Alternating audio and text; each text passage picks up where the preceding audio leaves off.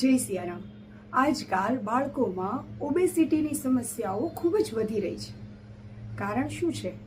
એમની લાઈફસ્ટાઈલ કે મોબાઈલ હાથમાં, જંક ફૂડ થાળીમાં અને લેટ નાઇટ સ્લીપ છે ટ્રેન્ડમાં અને ઓનલાઈન ગેમ જ રહી ગઈ છે હવે લાઈફમાં. એટલે બાળકને ઘણા પેરેન્ટ્સ કહે છે કે બેટા ખાઈ લે, ખાવા દો ને, બાળક છે. પરંતુ એ જ એક્સ્ટ્રા ચીઝ, ચોકલેટ, ચિપ્સ કે કોલ્ડ ડ્રિંક્સ જ બાળકમાં અનેક બીમારીઓ થવાનું બીજારોપણ કરી રહી છે. એટલે માતા પિતાએ શું કરવું જોઈએ? કારણ કે બાળક ઓબેસિટીનો શિકાર તો છે જ, પણ એને હેલ્ધી રાખવા માટે પણ આપણે શું કરવું જોઈએ એના માટેનો આ ખાસ વિડીયો છે કે બાળકને દરરોજ 1 કલાક આઉટડોર ગેમ રમાડો.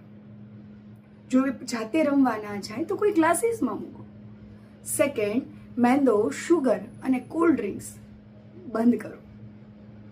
ટાઈમે ઊંઘ પૂરી કરે, વધુ પાણી પીવે અને ફેમિલી સાથે હેલ્ધી ફૂડ લે. કારણ કે જો માતા પિતા હેલ્ધી ફૂડ લેશે તો જ બાળક હેલ્ધી ફૂડ ખાતા શીખશે. કારણ કે બાળક સાંભળે છે ઓછું પણ માતા પિતાનું કોપી વધારે કરે છે.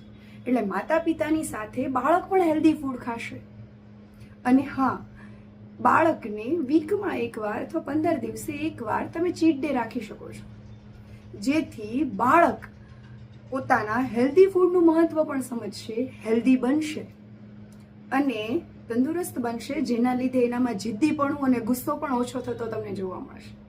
એટલે માતા પિતાની ફરજ છે બાળકને હેલ્ધી રાખવું. બસ.